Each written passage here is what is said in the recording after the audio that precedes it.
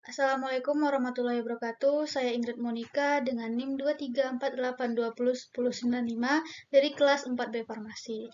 Di sini saya akan merangkum materi tentang teknologi bahan alam, di mana ada materi tentang pemilihan dan penyiapan bahan serta ekstraksi bahan alam. Ini ada poin-poinnya.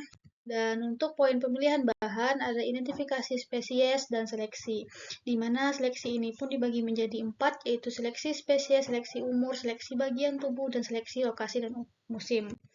Nah, di pembagian seleksi, kita ada beberapa penjelasannya. Yang pertama itu seleksi spesies, di mana daunnya memiliki kesamaan ciri satu sama lain. Yang kedua, seleksi umur. Daun yang digunakan biasanya daun yang sudah cukup dewasa.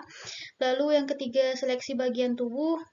Kita menggunakan bagian tumbuh-tumbuhan yang sehat dan bagus. Dan yang terakhir itu seleksi lokasi musim. Kita usahakan ambil dari cuaca yang sama, lingkungan yang sama, rumpun, pohon, dan dahan yang sama. Nah, di sini ada beberapa faktor yang mempengaruhi senyawa pada tumbuhan, yaitu ada musim, kadar air, intensitas paparan cahaya matahari, dan kondisi tanah. Selanjutnya kita masuk ke tahap pembuatan simplisia, di mana yang pertama itu ada pengumpulan bahan, terus yang kedua itu ada sortasi basah, di mana sortasi basah ini itu kayak kita memisahkan bahan-bahan asing atau kotoran dari simplisia. Terus ada pencucian, pencucian ini kita menggunakan air mengalir. Yang keempat itu ada perajangan, perajangan ini memudahkan kita untuk proses pengeringan, penggilingan, dan pengepakannya nanti. Yang kelima itu ada pengeringan. Pengeringan ini tuh ada 3 tahap, yaitu ada menggunakan sinar matahari, menggunakan oven, dan secara diangin-anginkan. Yang keenam itu ada sortasi kering, di mana sortasi kering ini kita juga memisahkan bahan-bahan asing serta kotoran setelah melalui proses pengeringan. Terus ada pemeriksaan mutu, pengepakan packaging, dan penyimpanan. Lalu kita masuk ke materi yang kedua, yaitu ekstraksi bahan alam, di mana definisinya tersebut merupakan suatu proses pemisahan zat aktif dari suatu padatan maupun cairan dengan menggunakan bantuan pelarut. Habis itu ada juga klasifikasinya. Klasifikasi terbagi menjadi 3 juga. Yang pertama ada ekstraksi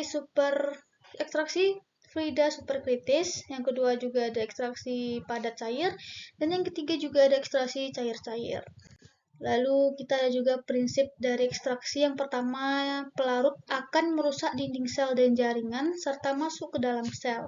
Yang kedua, pelarut akan melarutkan senyawa-senyawa metabolit, dan yang terakhir, pelarut bersama senyawa metabolit yang terlarut dikeluarkan atau dipisahkan dari bahan penghasilnya.